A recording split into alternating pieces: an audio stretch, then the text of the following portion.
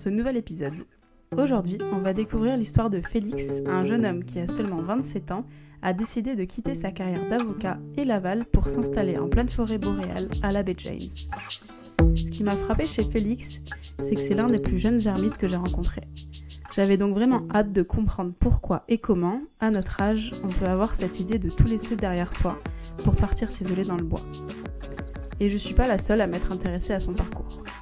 Félix a participé à plusieurs émissions de télévision, notamment En marge du monde sur TV5. C'est d'ailleurs par ce biais que j'ai pu le contacter. Alors qu'est-ce qui pousse quelqu'un à abandonner une carrière prometteuse pour aller vivre en forêt ? Comment on apprend à cohabiter avec la nature et à se débrouiller seul quand on a grandi en ville ? Quel est le sens de ce retour à la nature et comment participe-t-il à ce sentiment de bonheur ? C'est toutes ces questions qu'on va explorer aujourd'hui avec lui. C'est la première question que je lui pose. Qu'est-ce qui l'a conduit à quitter sa vie d'avocat pour aller vivre en pleine nature ? Est-ce que c'était un choix progressif ou une rupture nette ? En fait, c'est ça. C'est en moi depuis longtemps. Donc, ces réflexions-là de partir, aller vivre dans le Nord, ça fait longtemps que ça grandissait en moi. Mais évidemment, à un certain point, le choix a été fait et c'est matérialisé plus tard.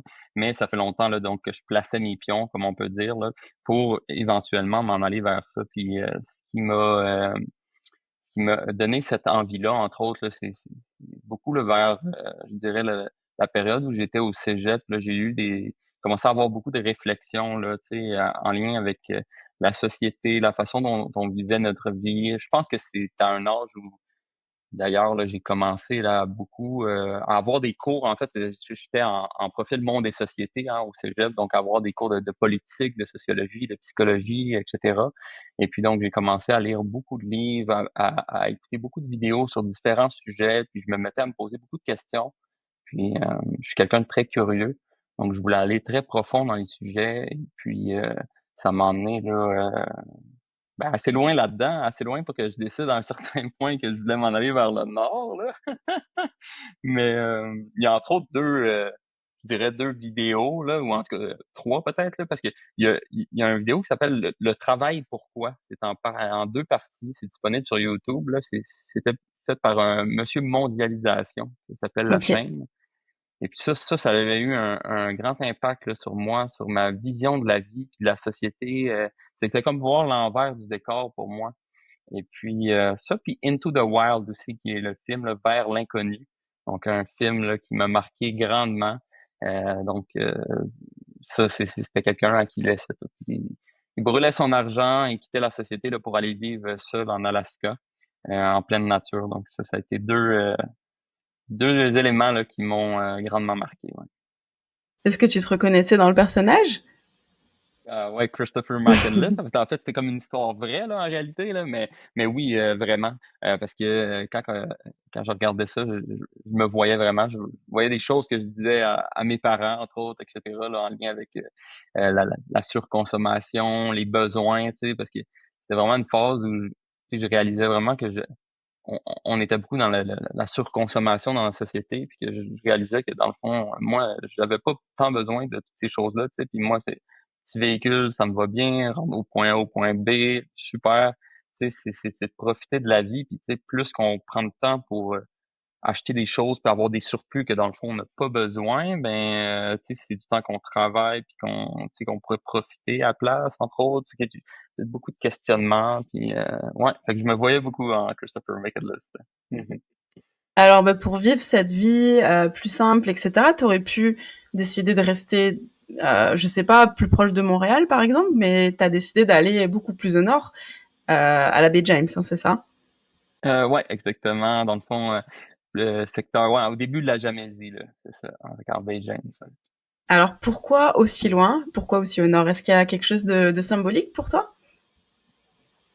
Ouais, c'est sûr, il y avait comme l'appel de la nature, puis le côté de la pureté, hein, l'état sauvage, être en symbiose avec la nature. Donc, comment être en symbiose avec la nature? Ben, dans ma tête, ça se voulait, tu sais, être le plus loin de la société puis des gens en général, tu sais, pour justement être en communion là, vraiment avec cette nature-là qui est peut-être resté le plus possible là, intact en quelque sorte, là, tu sais.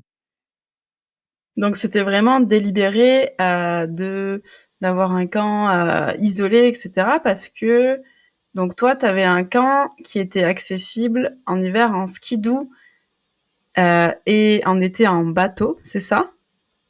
Exactement. Sinon, ça se pouvait se faire, là, mettons, à pied, mais tu sais, c'était vraiment une grosse distance. Puis l'accès, là, mettons, en VTT, sinon c'était ça aussi, là, c'était vraiment ardu, là. Mais c'est ça. Puis le canot, là, moi, c'était en canot, là, je traversais le lac, entre autres, là, mais tu sais, j'allais jusqu'à pelleter le canot, là, pour le prendre, juste avant que le lac gèle, là. Fait que je brisais la glace sur le lac des fois, j'avançais dans des tempêtes de neige. Tu sais, c'était quand même c'était pas sans risque, là, mettons, là, mais ouais, l'accès était difficile, là, c'est sûr. Donc c'était fait exprès alors si tu voulais être que ce soit comment dire assez wild, compliqué d'accès ou assez isolé ou ça s'est fait comme ça. Euh, c'est des circonstances quand même qui ont fait que ça a été comme ça. Parce que quand j'étais avocat, tu sais, j'avais vraiment le blues, là, je commençais vraiment à ressentir là, que je voulais aller, tu sais, probablement quitter, aller en nature, etc. Puis il y a des facteurs de circonstances qui sont arrivés, c'est-à-dire que j'ai pris une semaine de vacances et puis dans cette semaine-là, j'allais visiter des endroits en nature pour me construire possiblement là, un wigwam ou quelque chose comme ça. Donc sur les terres publiques. Donc je me couraillais un petit peu partout là, à explorer. Puis pouf, sur Marketplace, là, j'ai vu un camp là, qui était à vendre.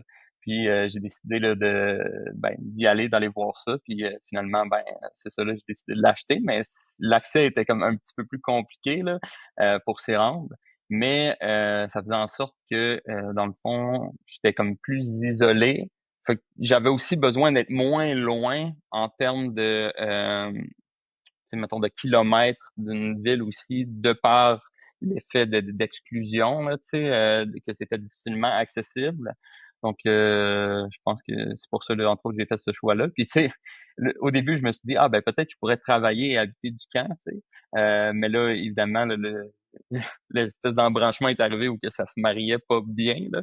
Fait qu'à un certain point, j'ai dit, ah non, c'est le camp qui gagne, là, tu sais.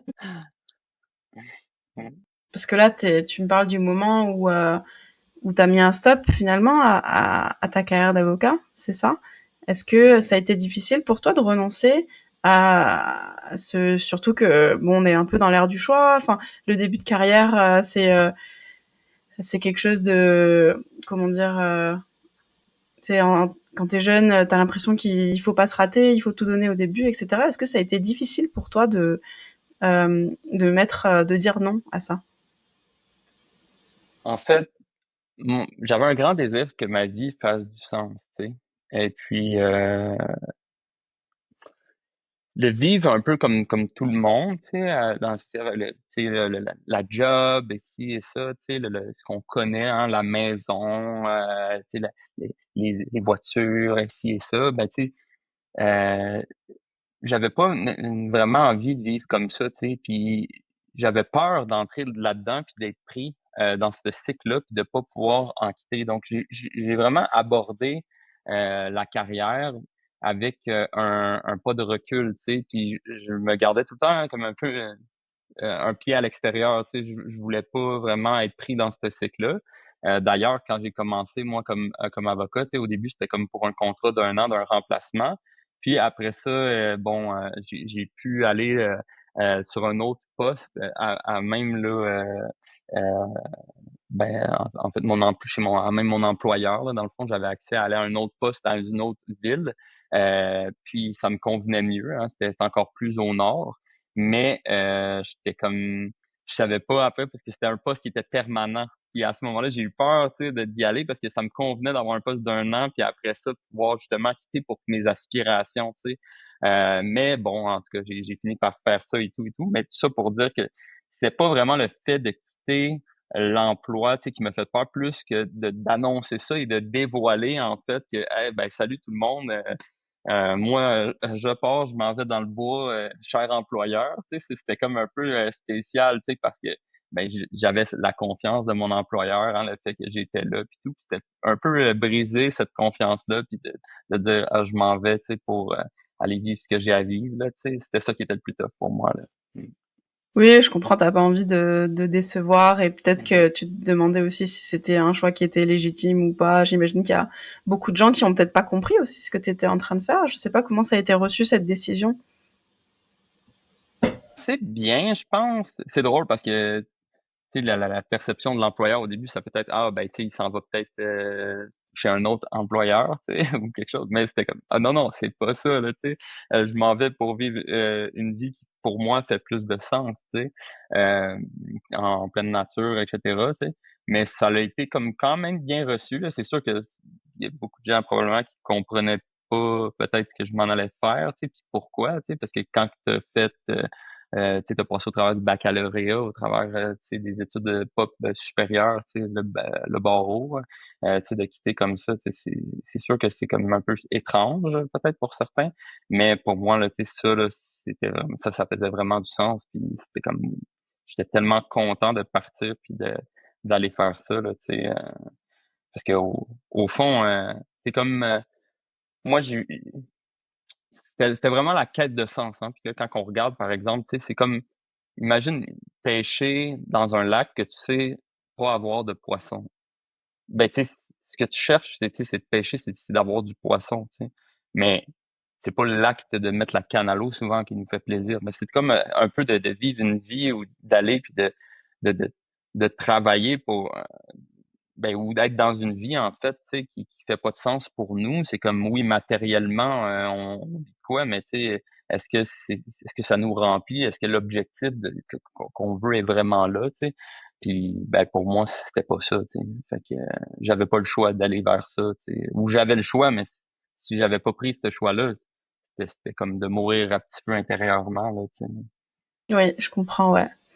Bah, avant de nous dire si tu as rempli ton objectif, j'aimerais que tu nous racontes un peu comment ça se passait pour toi, le quotidien dans la forêt, ce que tu faisais, comment tu as réussi à financer ça, comment tu as appris à vivre dans la nature, etc. Oui, dans le fond, pour ce que je faisais, ah, tu sais, les activités ils variaient d'une saison à l'autre. Donc, ce qui est beau, hein, c'est Mère Nature qui mène le bal dans le Nord. Donc, ben, en fait, partout, ça devrait être ça, mais on a fini là, par la supplanter à certains égards. Là, mais c'est peut-être bien temporaire, là, mais bon, je m'écarte un petit peu. Mais essentiellement, c'est ça. Les activités, ils changent d'une saison à l'autre. Donc, tu sais, mon quotidien, là, d'abord, hein, c'était souvent le gros déjeuner. Puis je dis gros déjeuner parce que quand on est isolé comme ça à faire du travail physique, etc., ben, tu sais, je dépensais énormément de calories, ce qui fait en sorte que, tu sais, j'ai connu ça, moi, à la fin, là, tu sais, se lever puis avoir très faim puis manger pas par routine parce que, OK, c'est 6h30, on va prendre le déjeuner avant de faire ci. Non, de manger parce que j'ai très, très faim puis que mon ventre, il me fait mal, tu vois. Donc, je commençais avec un bon déjeuner puis sinon, là, les activités, là, ils variaient grandement, là, tu sais, en hiver, là, ça allait là, de faire du bois de chauffage, bois de construction. Donc, souvent, c'est la saison là, où il y a moins de sève dans les arbres parce que les arbres sont plus en dormance. Donc, c'est les bonnes saisons là, pour faire de la coupe de bois et puis d'aller de l'avant avec ça. Puis le territoire est aussi plus praticable, entre autres, parce que ben, il y a de la neige, mettons en skidoo, ben, ça permet là, de flotter sur la neige, donc c'est moins accidenté. Euh, je chassais aussi le lagopède, mettais des collets à lièvre, pêche sur glace, de la trappe aussi en hiver. Après ça, ben le redoux, le printemps. Fait que ça, c'était sirop de bouleau, avec construction de cabane à sucre aussi au travers. Euh, chasse à l'ours, du ménage de terrain, etc. De la pêche aussi, hein, la, la glace commençait à fondre. Pour ça, en été, là, c'était pêche, construction diverses, aménagement d'hiver, cueillette de petits fruits, des champignons. Fait que et c'était vraiment une belle saison chaude, fait qu'on en profitait. Les hivers là-bas sont beaucoup plus longs que plus au sud, et puis donc l'été est plus court. Même des fois, quand on dit qu'il y a 3 saisons là-bas, là, et pas quatre là, pratiquement. Puis l'automne, ben, c'était chasse-pêche, début de la trappe aussi, donc avec le castor, entre autres, et puis cueillette là, de champignons qui est très forte à l'automne. Ok, bah tu faisais plein de choses. Mais Ouais, ouais, c'est varié. comment t'as appris tout ça alors, la construction, la chasse, la trappe, etc. Ouais, il y a beaucoup de la curiosité, de la passion, hein, le fait que ben c'est quelque chose, c'est toutes des choses qui m'intéressaient grandement. Donc ça faisait très longtemps là que je lisais beaucoup puis que je regardais beaucoup de vidéos sur ces sujets-là. Donc je dirais vraiment au travers du temps, là, je me nourrissais de manière des fois passive, des fois active, d'informations sur toutes ces activités-là. Et puis aussi, ben, pour ce qui est, mettons, de la pêche, ben ça, depuis que je suis jeune, hein, mon grand-père a été un mentor pour moi à ce niveau-là. Et puis, même si j'étais en ville aussi, hein, tu sais, dans le coin ouais, quand j'étais au cégep à peu près, tu sais, je pêchais beaucoup le rivière des Mille-Îles, entre autres. C'était un bon terrain de jeu pour moi, puis je considérais que c'était un endroit un peu pour faire mes dents, là. C'est-à-dire que j'allais là-bas, puis je peaufinais mes techniques, tu sais. Mais c'était tout dans un but là, d'être ben, de devenir meilleur pour après ça, tu sais, être encore plus autosuffisant, là, je dirais, à ce niveau-là. Puis aussi des mentors. Tu sais, là, j'ai parlé de mon grand-père, mais aussi là, j'ai rencontré des amis au fil du temps hein, qui ont été de bons mentors pour moi là, au niveau de la chasse, pêche, de la cueillette. Là, j'ai été vraiment chanceux à ce niveau-là. Là. Est-ce que tu veux nous en parler de tes rencontres que tu as fait à ce moment-là? Ouais, certain. Donc, j'ai rencontré plusieurs amis. Hein. J'ai un ami Pierre qui a été un super mentor pour moi, entre autres. Là, ça a été avec lui que j'ai pris mon premier castor, puis j'ai chassé mon premier ours. Donc, Pierre, un bon ami à moi, ça a été ouais, une vraie belle expérience avec lui. Là, ces deux fois-là, là, l'ours, c'était quelque chose. Là. La première fois, J'imagine. je vais te conter ça. Là, la première fois que j'ai chassé l'ours avec Pierre, là, on était ensemble. Et puis, c'était la première fois que je chassais même, il me semble. Ouais. T'as commencé Puis, fort. ouais, ouais, parce que c'est ça, ouais, on chassait l'ours, fait qu'on l'appâtait, là, donc on le nourrissait essentiellement, là, donc on allait porter de la nourriture de temps en temps. Puis là, on est allé le chasser donc pour une première fois, donc on embarque les deux dans la cage, tu sais. Mais en fait, avant qu'on embarque ensemble, lui, on arrive en VTT, tu sais, puis là, je le laisse, je redescends la côte en VTT, lui, il monte dans la cage, puis je vais stationner le VTT plus loin, puis là, je remarche, puis je m'en vais dans la cage. Ça faisait pas longtemps qu'on était dans cette cage-là ensemble que l'ours, il est venu, puis il est venu manger là, un petit morceau de nourriture là qu'on avait laissé. Puis là, il est reparti dans le bois, il est revenu en prendre un autre, puis là, je me suis positionné en fait pour le tirer, pour le récolter. Hein. Mais je l'ai pas eu. J'étais trop nerveux. À la chasse, on appelle ça flincher. Là. Ça veut dire que j'ai comme anticipé le coup que le canon allait me faire en tirant. Donc, j'ai comme bougé avant de tirer, puis je l'ai Hmm, manqué. ok. Fait que là, il est parti, tu sais. Fait que là, moi, j'étais un peu déçu, tu sais. On savait pas, je l'avais-tu eu ou pas. Tu sais, bon, ben, je l'ai pas eu, finalement. Mais c'est ça, il est revenu plus tard. Puis, il a senti il a senti nos pas, on dirait. Parce qu'il est venu pour reprendre la nourriture. Puis là, il a commencé à suivre le sentier, puis à venir vers la cache. Fait que là il s'en venait. Puis là, je le voyais par la fenêtre, il s'en venait vers les escaliers. Là, je dis à Pierre, je dis, hey, là, il s'en vient, l'ours, il est là, il est en bas. Il dit, il dit, recule-toi dans le fond de la cage, puis pointe sur la porte. Il dit, si il ouvre la porte, tire. Fait que là, moi, j'étais là, je capotais, là. Puis la porte, la mère, c'était fait, la porte de la cage, c'était pas comme une porte avec une poignée. C'était une porte comme on voit dans les maisons, une porte battante, comme on voit comme les chiens qui pourraient, les chats, là, mettons, qui peuvent rentrer dans la porte puis rouvrir, là. Il C'est-à-dire avait qu'il y juste avait à pas pousser, de, ouais. ouais, il y avait pas de barrure, il y avait juste à pousser puis il rentrait. Fait que là, j'avais puis on n'avait pas de sortie ou rien, là. C'était comme moi, il fallait que j'attende puis s'il y arrivait, je le tirais. Hey, j'ai tellement eu peur cette fois-là. Tu m'étonnes. C'était drôle. Mm. Puis, Et comment ça ben, a fini? ouais, ben, finalement, il a pas poussé la porte, il a monté un petit peu et il est reparti. plus tard, ça a donné qu'il est revenu. C'était comme un jeune ours, on dirait. Il était pas, tu sais, il était pas bien peureux, mettons. Là, il est revenu, puis j'ai réussi à le récolter, là. Ouais, ouais. Ça devait être incroyable. Est-ce que tu as eu d'autres, j'imagine, moments ou d'autres peut-être difficultés aussi Est-ce que tu te souviens de choses particulièrement marquantes que tu as vécues? Mettons, c'était pas dans le nord comme tel, tu sais, hein. Ben, D'accord. c'était plus au nord, mais c'était pas durant mon aventure. Donc, c'était Oui. vraiment, là, je dirais, là, peut-être 5 ans avant, là, mettons. Ouais. 4 5 ans.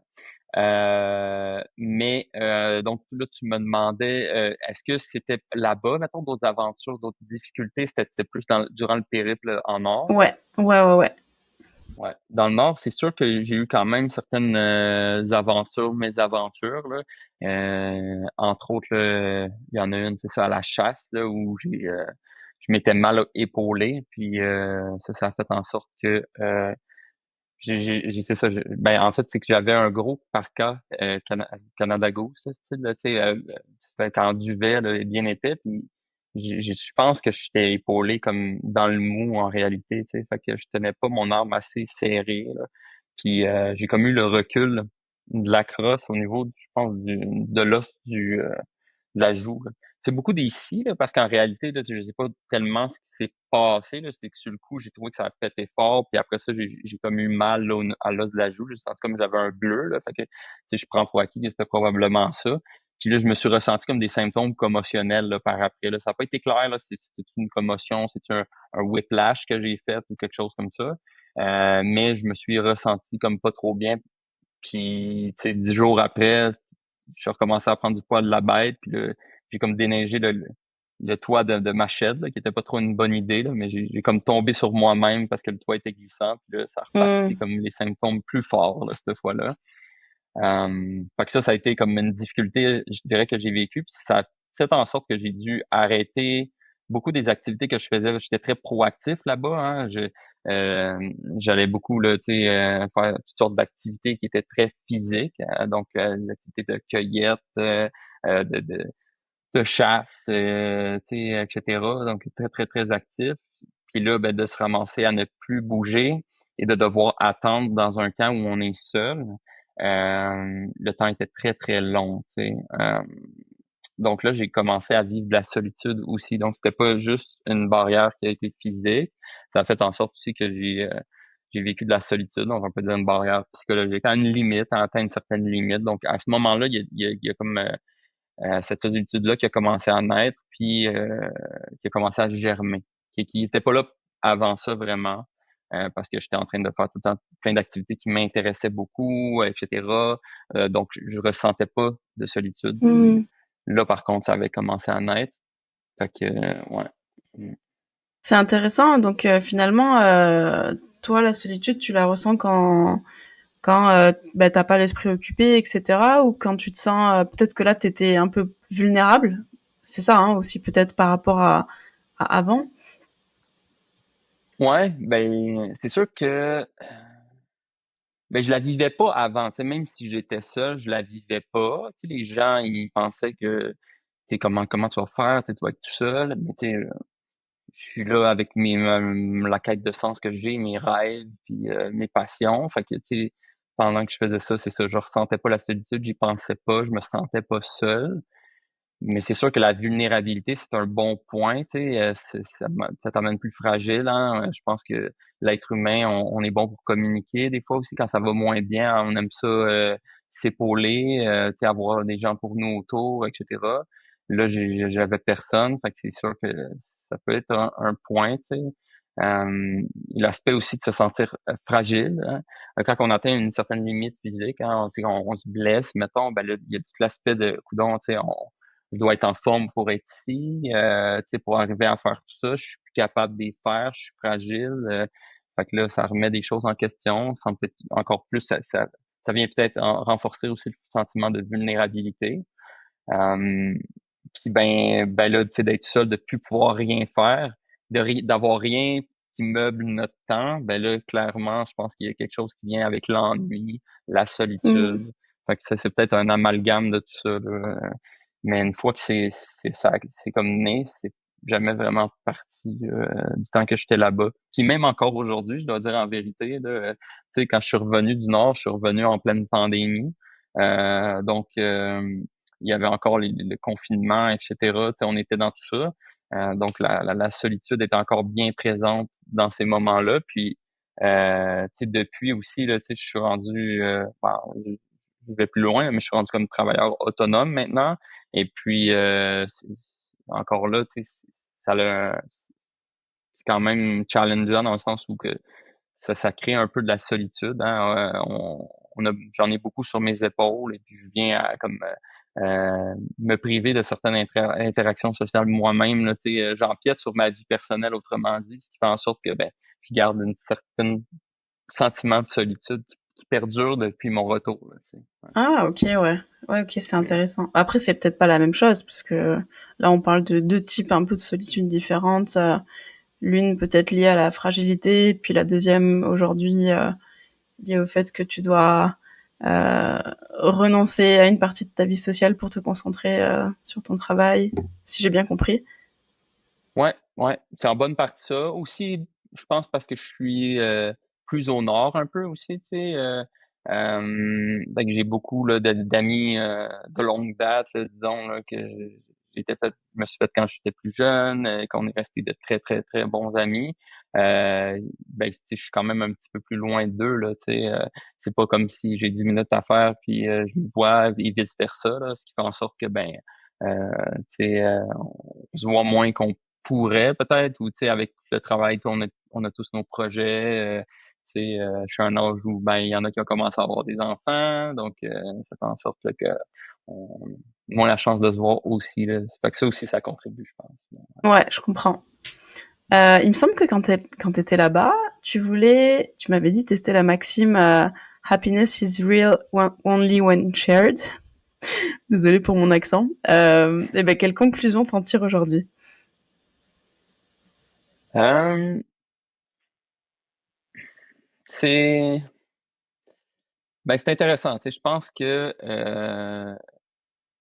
je pense que le bonheur vient intérieurement avant. Tu sais, dans le sens que faut être en paix quand même avec soi-même, tu sais, pour être heureux dans la vie, tu sais, il faut pas se baser uniquement sur les autres. Fait que de là, de dire que le bonheur n'est vrai juste quand il est partagé, c'est sûr que ça l'aide, tu sais, hein. Quand on apprend une bonne nouvelle, quand il y a une bonne nouvelle dans notre vie, on est content de l'annoncer aux gens, tu sais. Quand il y a une mauvaise nouvelle, on est content de pouvoir la partager aux autres, tu sais. Donc, il y a un lien là, qui est vraiment présent avec les autres. Je pense que c'est une bonne partie du bonheur. Tu sais, on est des êtres sociaux. Fait que c'est vrai que c'est vraiment une grande partie là, du bonheur. Puis je pense que, tu sais, moi, je me vois très bien là, plus tard avoir eu là, tu sais, des enfants, des petits-enfants, puis tu sais, de trouver mon grand bonheur là-dedans, tu sais, la famille, puis tu sais, d'être bien entouré, tu sais. Fait qu'au fond, ça a une belle présence, là, euh, les autres dans le bonheur.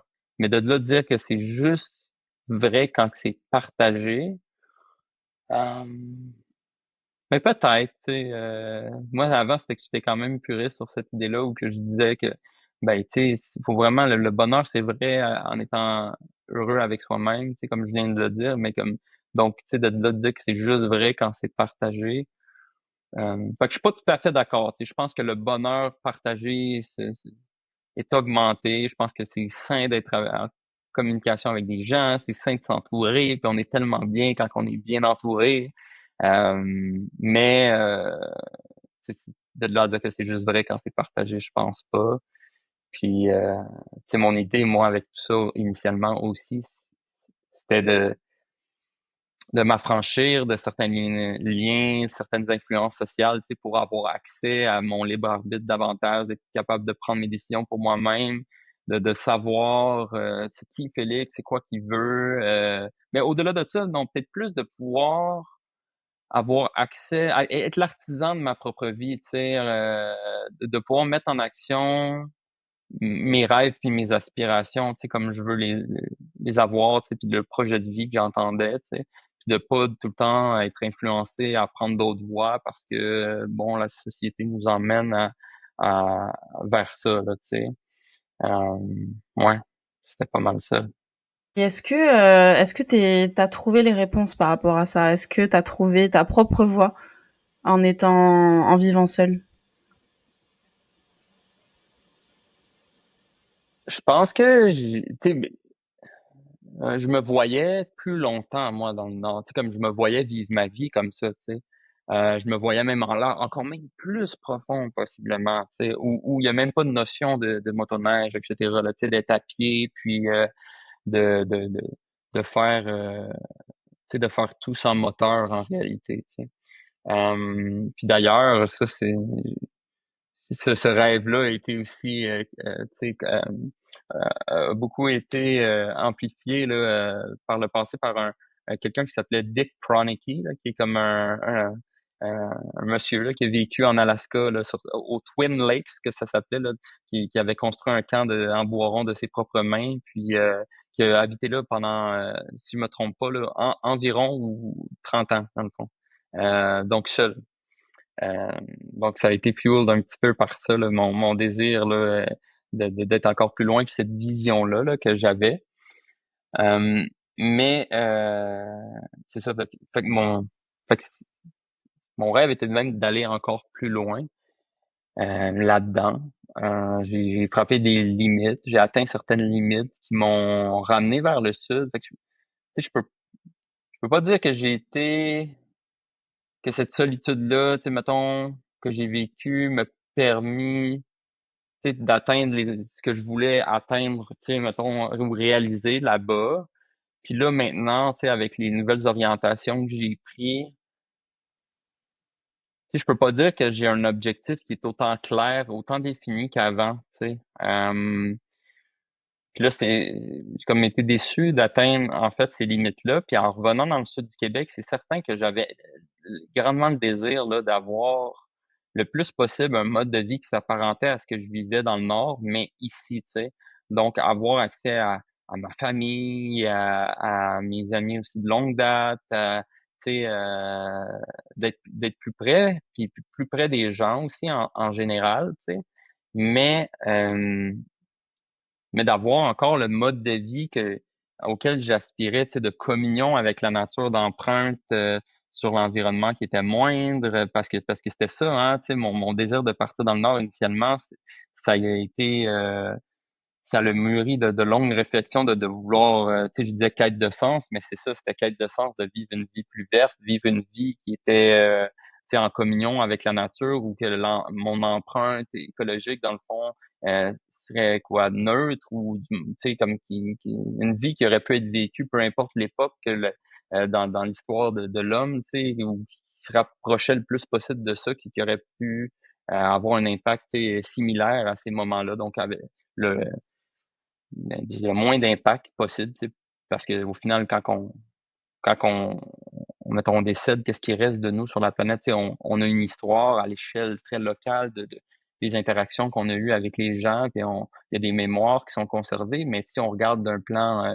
peut-être moins humain ou tu sais, émotionnel, si on regarde plus tu sais, factuellement, qu'est-ce qui reste, bon, on peut avoir eu un impact là, idéologique sur certaines choses, etc., mais tu sais, il y a un impact qui est comme physique, qui est très concret, là, tu sais, c'est comme il reste certainement l'ensemble des déchets qu'on a générés, tu sais, puis les déchets qu'on génère aujourd'hui, c'est des déchets qui sont qui perdurent au travers du temps grandement, puis qui contribuent là, à toutes sortes de changements climatiques, etc. Euh, donc, tu sais, je voulais éviter ça le plus possible, mais là, le mode que j'ai de vie présentement ou le mode que la société me permet au final de vivre au sud, ben, c'est très difficile de me rapprocher de mes objectifs à ce niveau-là, tu sais. C'est très, très difficile. Puis j'entends par là toutes sortes de normes urbanistiques, entre autres, tu sais, des normes, des fois qui sont environnementales aussi, tu sais, parce que les règles, ils sont faites pour, tu sais, dicter une norme ou, tu sais, diriger les gens en général vers, tu sais, tu sais, c'est un peu un consensus social ou, tu sais, légiférer, tu sais, pour la masse, mais tu sais, comme il y a tu sais, des buts ou des rêves que certaines personnes ont ou des objectifs qui sont très nobles, mais dans le fond, ça peut ne pas cadrer avec la moyenne des gens. Donc, socialement, tu sais, comme au niveau de la loi, ben, ça s'en écarte, puis pouf, ça rentre pas dans le cadre. Donc, c'est pas possible, tu sais. Comme bâtir un camp puis habiter dans un camp, ben là, ça va prendre certaines dimensions nécessaires. On peut pas habiter dans un camp, mettons, pas, ben, je veux pas dire at large, c'est pas un avis juridique comme tel, mais je veux dire de manière générale, tu sais, moi je connais pas de municipalité qui nous laisse vivre dans un camp, pas de fondation avec une bécosse, tu sais, Hmm. on n'a pas accès à ça, donc tu sais, ça prend les fondations, les ci, les ça, connexion à l'électricité possiblement ou pas, mais ce qui rend difficile le fait de vivre un peu en marge, là, tu sais. Ouais, évidemment, tu te fais rattraper par la société finalement. Donc toi, tu dirais que c'est plus facile de vivre selon ces valeurs-là écologiques dans le nord ou dans des lieux où ce sera moins surveillé, j'imagine.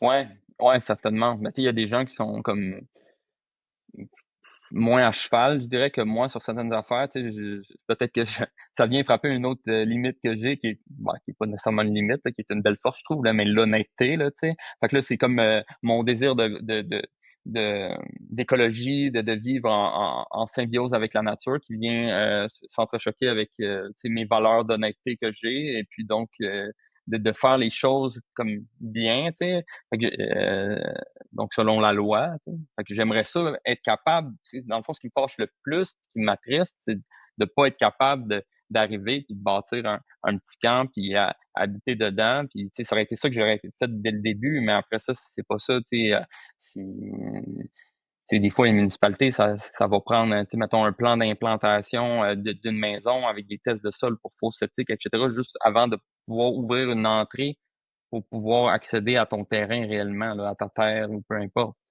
Fait que, tu sais, imaginons tout le reste qui est nécessaire en termes de paperasse, de vérification, puis de contraintes liées à la construction. Là, tu sais. C'est beaucoup. Là, tu Est-ce que t'en fais un combat aujourd'hui? sais.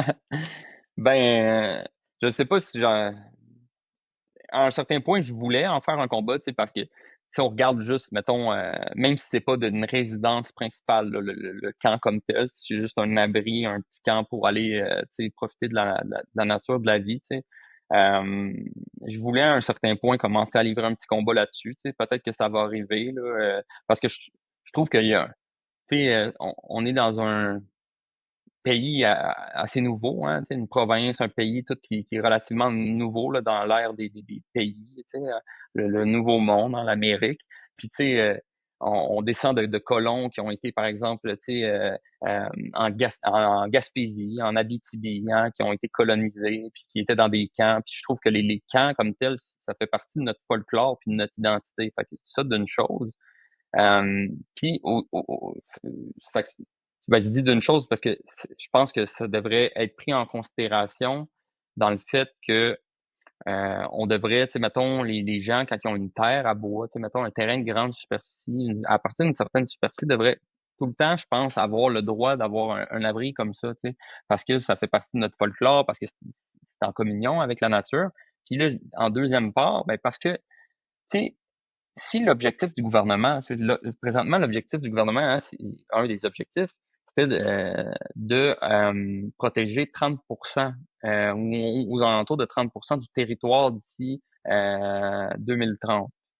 Je pense que c'était ça, quelque chose comme ça. OK? Faudrait que je réouvre tout ça là, pour voir, là, mais en tout cas, il y avait des objectifs en pourcentage hein, d'atteindre une protection d'environnement là, à grande échelle sur le territoire. Je trouve ça un petit peu plate que cet objectif-là doit être sur papier. C'est-à-dire que d'arriver, puis OK, on protège tel territoire-là, OK, check, on l'a protégé. OK, celui-là, OK, protégé. Par contre, si quelqu'un veut arriver puis lui-même avoir une terre puis de bâtir uniquement un petit camp dessus, puis renoncer en quelque sorte à la développer, à bâtir une rue, à construire à diviser en terrain, construire des maisons, puis etc. De juste faire ça, ben là, par exemple, ça, non, on peut pas, la municipalité, là, elle veut pas, ça marche pas. Et ça pour moi, c'est fâchant, tu sais, trouve que ça devrait pas nécessairement être ça. Je pense que, tu sais, fait que d'un côté, tout le folklore, l'identitaire, mais d'un côté aussi la symbiose avec la nature, puis en ce sens que ben, c'est un non-sens pour moi, en réalité, là, qu'on puisse pas juste ben, arriver puis protéger à notre façon, alors que d'un autre côté, là, tu sais, il faut que les cibles d'environnement, ce soit ça, puis c'est ça. Tu sais. Ouais, Fait que c'est peut-être restrictif aussi, eux, dans la vision de l'environnement et de la protection. Peut-être c'est 30%, c'est peut-être pas. C'est-tu un gain ou c'est une limite dans le fond? On vient restreindre la protection à l'environnement mettons 30% si c'est 30%. Tu sais, ça peut être vu de plusieurs façons. Tu sais. c'est vrai, ouais. Je voulais juste te poser une question que j'ai oublié de te poser, mais que j'aime beaucoup. Donc, je voulais savoir si pour toi, la solitude choisie, c'était un rejet de la société ou une manière de s'y connecter autrement. Mhm. J'aime les questions profondes. C'est intéressant.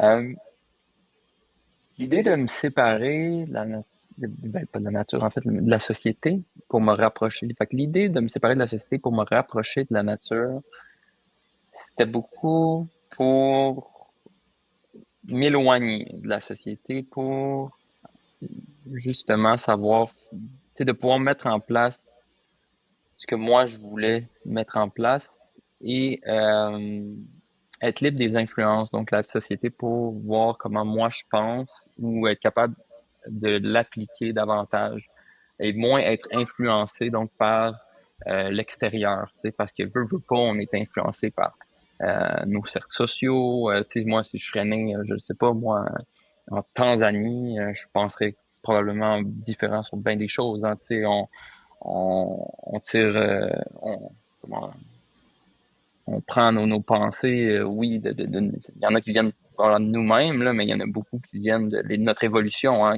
donc le milieu dans lequel on grandit, qui favorise beaucoup de réflexion, puis qui nous influence sur certaines choses. Donc j'avais envie de me libérer de ça. Donc c'était comme c'était pas un total rejet, mais je voulais être en écart de la société. Euh, Puis tu sais, parce que je veux pas m'éloigner des gens, tu sais. C'était vraiment toute cette structure sociale-là que je voulais m'éloigner parce que j'adore les gens, tu sais. Je suis pas marginal dans le sens où que j'aime pas le monde, etc. Mais c'est vraiment marginal dans le sens des fois de certaines valeurs qui sont peut-être plus fortes euh, que pour d'autres personnes, puis aussi certaines visions que j'ai, tu sais, de la nature qui prend une très grande place, puis fait que je voulais vraiment m'éloigner de la société, là. C'était un objectif là, là-dedans. Là, puis ouais.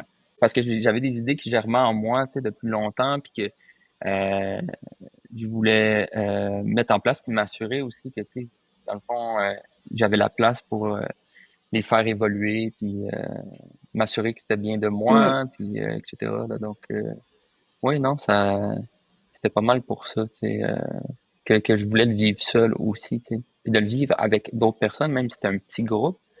Ouais, Ben ça aussi, tu sais, ça demeurait que c'était pas pareil. Tu sais, je demeurais avec l'influence quand même des autres, tu sais, une certaine pression des fois, ou tu sais, je pense que j'étais tanné aussi de prendre des directions qui étaient influencées par soit l'entourage, soit par la société, soit par tu sais, ça peut être par de la publicité, tu sais, par bien plein de sûr, choses ouais. comme ça. Donc j'étais tanné. J'avais envie là, de reprendre les rênes. Ouais. Ouais. Mais je pose cette question parce que j'ai l'impression qu'il y a un peu une critique des gens qui font ces choix-là, de par exemple fuir ou se mettre de côté. On s'extrait finalement, donc on participe plus. Ouais, ouais. Non. Non, c'est ça, c'était pas ça. C'était vraiment d'aller participer peut-être à autre chose. Tu sais, de faire germer mes projets, etc. Puis, tu sais, au bénéfice des gens, en réalité, tu sais. Parce que mes valeurs, c'est une chose d'arriver puis de prôner à certaines actions puis de dire, hey, on devrait, tu sais, on devrait toutes là, avoir un mode de vie plus écologique, là, puis tu sais, d'arriver puis de dire ça à tout le monde, etc. Oui, mais ça vaut quoi si moi-même je le fais pas, tu sais. Fait que c'était pas un peu d'arriver à ça, ben moi je pensais que ça passait entre autres par ben, appliquer un mode de vie qui est plus écologique, tu sais. Puis après ça, ça va de soi que ça va peut-être influencer d'autres gens aussi, tu sais. Mais le but, c'était d'appliquer ce que moi je pensais, tu sais, ce qui est comme un peu la base, là, tu sais, pour arriver à du changement. Euh, donc c'était vraiment dans cet objectif-là, là. Fait que c'était pas d'être lutter contre la société ou tu sais c'était pas dans de la grosse négation ou comme non, la société, puis je lutte contre elle, là, tu sais, c'était vraiment comme un m'écarter d'elle, mais c'est ça, pour pouvoir avoir accès à ces projets-là. Puis après ça, Mhm. possiblement, justement, avoir influencé des gens, ce que je pense est arrivé un petit peu, etc., tu sais, mais c'était pas un objectif au départ, là, du tout, là. Ouais. Je comprends. J'avais des questions à te poser sur ta transition de ta vie en forêt à ta vie actuelle. D'abord, raconte-nous ce que tu fais aujourd'hui et puis pourquoi t'es passé de l'un à l'autre, pourquoi t'as quitté ta vie en forêt. Tu parlais de certaines limites que tu avais atteintes tout à l'heure sans les mentionner. Euh, Bref, je te laisse la parole. Ouais, donc c'est ça, il y avait les limites là, de la solitude, entre autres, là, que j'avais frappé, là, qui était pas mal celle qui m'a fait là, quitter mon chez-moi là-bas. Euh, Puis ben la transition, l'être humain s'adapte très bien, hein, parce que quand j'étais là-bas, je me voyais pas revenir, c'est vraiment à un mode de vie qui s'apparentait à ce que j'ai toujours connu avant dans la vie, là, tu sais, comme personne qui ayant grandi là, à Laval. Mais c'est ça, on s'adapte très bien là, comme être humain, puis on peut être vraiment surpris. Tu sais, je sais pas si moi plus que la moyenne, peut-être un petit peu. Là, j'ai connu toutes sortes de différences, de différentes phases dans ma vie, ou en tout cas j'ai été dans des milieux bien différents, là, ce qui fait en sorte que tu sais, je sais que j'ai une assez bonne capacité d'adaptation, mais tu sais, on est connu pour ça, tu sais, puis on s'adapte très bien à nos milieux. Fait que j'ai su m'adapter puis revenir à un mode de vie là, qui était plus proche de la société en réalité. Je peux pas dire que j'en suis énormément content ou fier. Tu sais, je suis fier de ce que je fais présentement parce que j'aide des gens, tu sais, à ma façon, puis je fais de quoi qui me passionne, tu sais. Mais il y a un certain échec là-dedans. Tu sais, c'est sûr là, avec le fait que j'ai pas pu continuer avec les valeurs que je voulais, tu sais. Fait que ça, c'est un petit deuil là, que j'ai dû faire. Mm. C'est quoi en fait, les ajustements et les compromis que tu as dû faire pour te réinsérer, en fait, si on veut, dans la société? Ouais.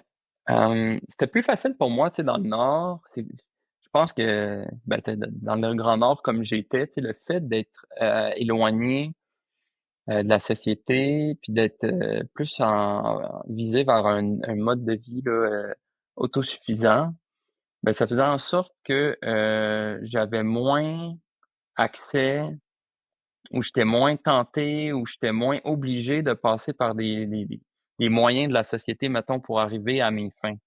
Euh, donc, c'était des modes qui étaient souvent plus verts, c'est des modes de fonctionnement. Tu sais, comme, mettons, pêcher son poisson sur le lac en avant à rame, là, mettons, tu sais, ben, ça, c'était selon moi quand même très vert, là, tu sais. Euh, Puis cueillir ma nourriture, etc.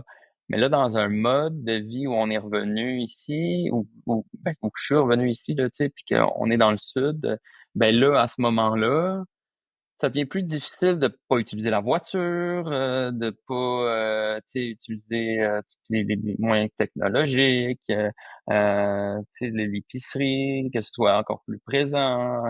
Fait que c'est vraiment difficile, tu sais, parce que là, si on peut pas habiter dans un camp, dans tu sais, le bois, ben là, la vie coûte plus cher aussi. Fait que là, il faut avoir plus d'argent. Puis là, pour avoir plus d'argent, ben là, il faut contribuer tu sais, à même la société là, d'une manière qui nous permet de faire de l'argent. Puis après ça, ben là, tu sais, juste le fait de faire de l'argent, souvent, c'est dans des moyens qui sont moins verts, ou en tout cas, tu sais, moins puristes, on peut dire. Puis, ben là, c'est comme une roue, là, tu sais. Fait que ça devient vraiment difficile.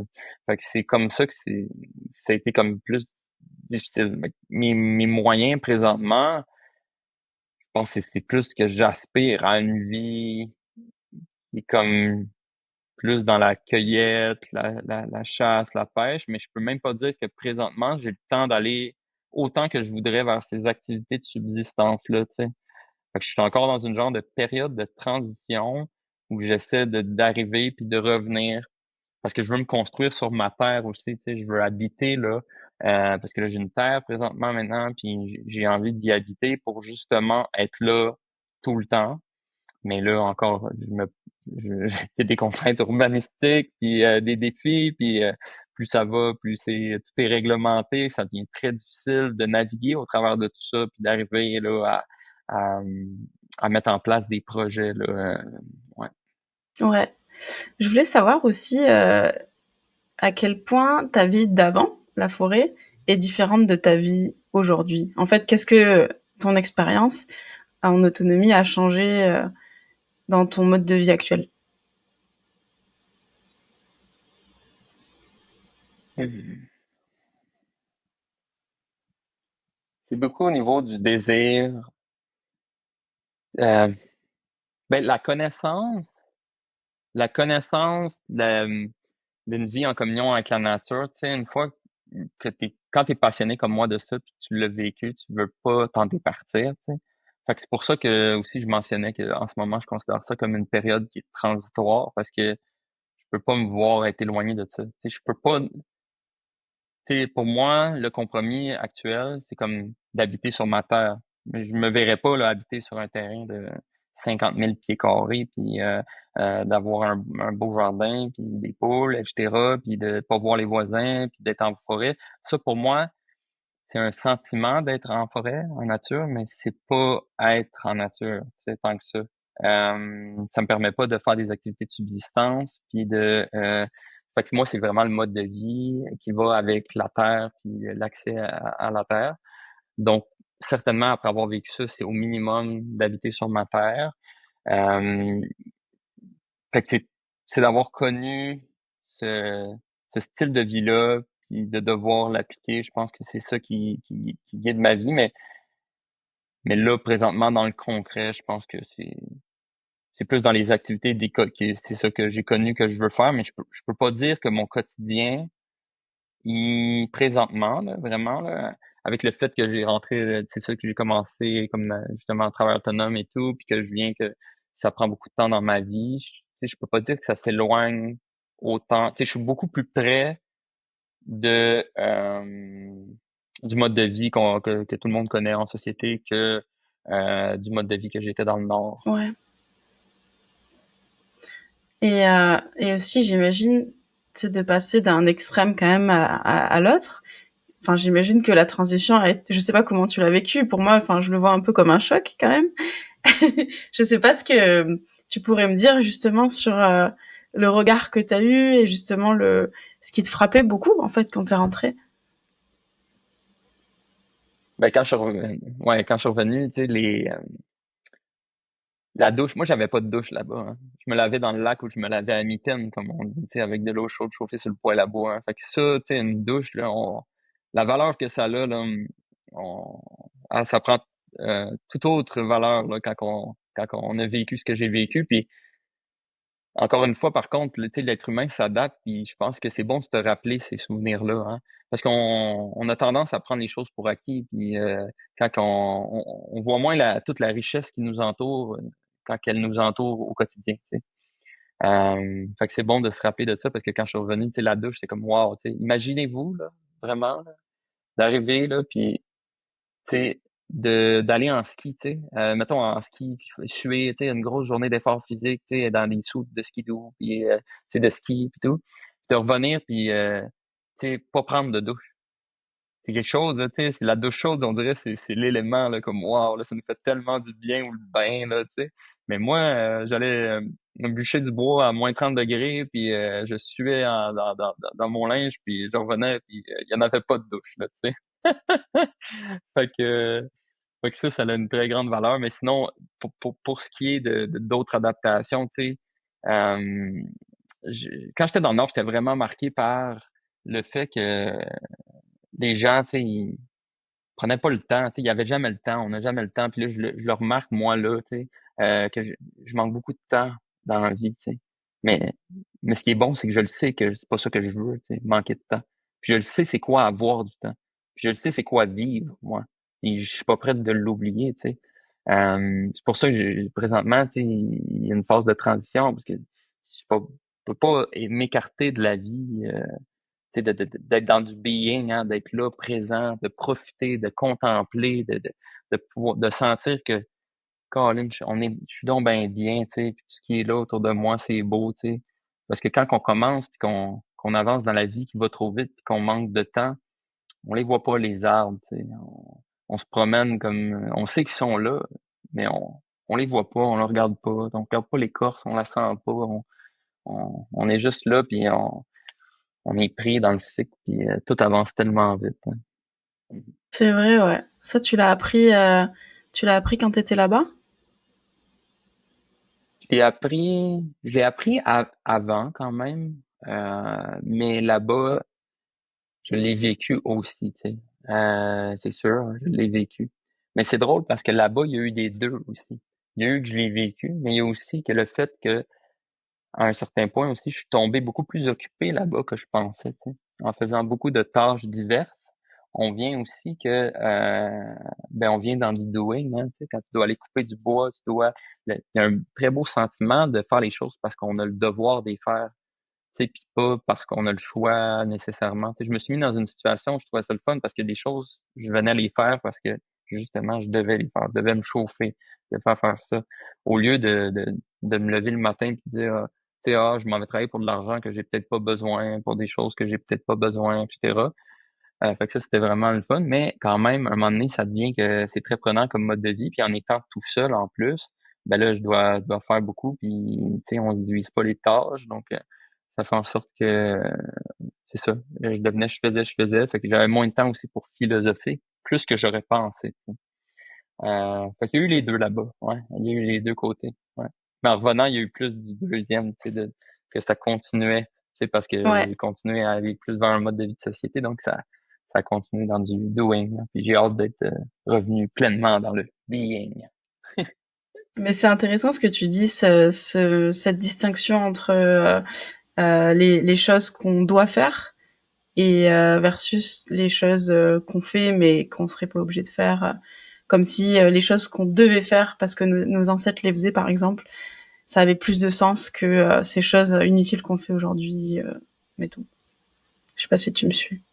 Ouais, ben tu sais, parce que quand on regarde ça d'un certain côté, moi je pense que tu sais, c'est quoi l'objectif de la vie en général, tu sais? Je pense que pour tout le monde, c'est probablement le bonheur, tu sais. Puis le bonheur, ben on peut entre autres l'obtenir justement, tu sais, en ayant des valeurs écologiques, mettons, tu sais, ça peut nous rendre heureux, mais pour les gens qui ont un souci de ça, mais au-delà de ça, l'écologie vient aussi assurer une certaine pérennité de ce bonheur-là collectif, parce que ben si la planète s'en sort mieux, les êtres humains s'en sortent mieux, puis à ce moment-là, ben ils peuvent être heureux plus longtemps, parce que dans le fond, ça se perpétue ce bonheur-là au travers du temps, parce qu'on reste sur la planète, hein, on s'éteint pas comme espèce, là.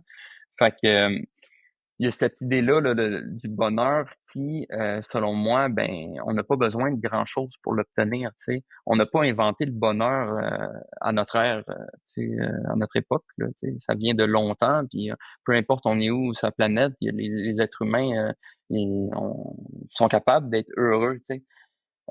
Ils disent que bon, à partir de un certain confort, on vient que ben c'est peut-être le summum là, du bonheur qu'on peut atteindre au niveau matériel. Mettons, il y a un certain pic, puis après ça, ben c'est pas vrai que ça continue à augmenter. Tu sais. Donc on peut faire des choix à ce niveau-là aussi d'arriver et de dire bon ben, Colin, moi je suis capable d'obtenir mon bonheur avec tant de ressources ou en faisant tant de choses. Ben, le reste après, c'est du futile, c'est de l'extra. Ça vient peut-être nuire à notre bonheur. Puis au-delà de ça, ce travail-là de plus, etc., ben, ces biens matériels-là de plus, ben, ils viennent nuire aussi à la pérennité de l'espèce, tu sais, en plus de nuire au bonheur. Donc là, le fait d'être dans un mode de vie, qu'on fait les choses parce qu'on a le devoir de les faire, puis pas tu sais, d'un point de vue écologique aussi, tu sais, pas d'arriver, puis dans le fond, moi, ce que j'ai besoin, c'est d'un boss qui me dit, hey, fais ça là, fais ça là. Fait que là, je fais les choses parce que je dois les faire. Tu sais. Ça, c'est comme un peu un doigt, mettons, qui dépend pas là, mettons, c'est comme, oui, on doit, mais j'avais pas besoin d'avoir cette job-là en réalité. Là. Fait que c'est pas Oui, un bien sûr. réel devoir. Tu sais. Mais moi, je me suis mis dans une position où, ben, que c'était comme un peu plus en retrait, un peu plus puriste, un peu plus de retour aux sources, ou que j'avais le choix aussi, on peut dire, là, mais de revenir vraiment à la base. Puis là, j'avais des choses que je devais faire, là, mais je sais pas si ça te fait du sens ou mon idée est assez claire à ce niveau-là. Hein. Oui, je comprends. Ben, pour terminer, en fait, je voudrais te poser cette question un peu plus large de finalement ce que tu as appris là. On tournait un peu autour, mais de ce que ça t'a appris sur toi et sur la société, puis sur tout le reste, finalement, cette expérience. Ouais. J'ai appris que j'avais des limites, certaines limites, ou en tout cas, ça m'a renforcé l'idée hein, qu'on j'avais certaines limites. Également, mais encore est-il qu'il faut pas s'arrêter à des limites, tu sais, dans le sens que c'est bon d'y aller avec la passion, puis on en frappe constamment des limites dans la vie, tu sais. Mais ces limites-là peuvent être repoussées, hein. Repousser ces limites, ça vient pas de nulle part. Hein. Donc c'est bien aussi, tu sais. Mais je pense que de frapper certaines limites, ça me fait réaliser d'autres choses aussi, tu sais. Puis d'être proche de ma famille, c'est quelque chose qui est important pour moi, entre autres, tu sais. Donc j'ai appris ça. J'ai appris que j'étais capable de grandes choses aussi, en réalité, hein, parce qu'il y a des choses que j'avais pas nécessairement vécues, mais que je sentais que j'étais capable de vivre. Puis le fait d'arriver et d'être passionné de quelque chose, puis savoir qu'on peut le vivre, c'est pas nécessairement le vivre. Puis de l'avoir accompli en quelque sorte, ben, ça me permet, c'est un bel apprentissage, tu sais, un bel apprentissage. J'ai appris toutes sortes de choses là, aussi, au niveau de la nature, de la communion avec la nature. En étant seul en nature comme ça, on vient à mieux comprendre la nature. On voit des choses que on verrait pas, on constaterait pas normalement. Tu sais, on est dans cette danse-là avec Mère Nature. Tu sais, c'est quelque chose de très riche, très très riche. J'ai appris à me sentir tout petit dans une infinité. Tu sais, je me sentais comme une poussière dans l'univers. C'est tellement fragile là, quand on est sur un petit canot dans une tempête sur l'eau avec de la neige partout, puis des vagues. On se sent petit, on se sent fragile. Puis il y a quelque chose de beau, de beau là-dedans. Quand on se sent, ben en tout cas pour ma part, hein, de me sentir vulnérable, il y a une grande humilité aussi qui vient là-dedans, tu sais, une sérénité. D'accepter la situation, d'être là, puis de se sentir wow, tu sais, je fais partie de quelque chose de tellement grand, tu sais, c'est c'est beau puis c'est apaisant, tu sais. Quand on est moins concentré sur soi, tu sais, puis je pense que le mode de vie dans lequel on est dans le sud, tu sais, les gens en général, tu sais, c'est un mode de vie qui est très focalisé sur nous, tu sais, la carrière, comment qu'on monte les échelons, tu sais, les réseaux sociaux, on est constamment confronté au reflet de nous-mêmes. Donc, c'est des validations ou autres, on se voit dans le miroir, on se prend des selfies, etc., tu sais. Parce que quand tu es dans le bois comme ça, tu te vois pas dans le miroir, t'es même pas confronté à des gens. Fait que tu penses pas, même pas aux interactions tant que ça que t'as avec des gens, t'en as pas, tu sais. Fait que t'es vraiment plus là à regarder puis à être en interaction avec ce que tu as devant toi que d'être en interaction avec des projections de toi ou tu sais. Donc ça aussi, très bel apprentissage là, ou en tout cas très belle expérience d'avoir vécu ça. Ouais. Aujourd'hui, Félix a décidé de mettre à profit ses compétences et sa passion pour la forêt en devenant courtier immobilier spécialiste des terres à bois. Si vous aussi vous avez envie d'aventure et que vous voulez vous installer dans le bois, ou que vous voulez en apprendre plus sur son parcours, allez jeter un œil à son site internet felixpigeon.com.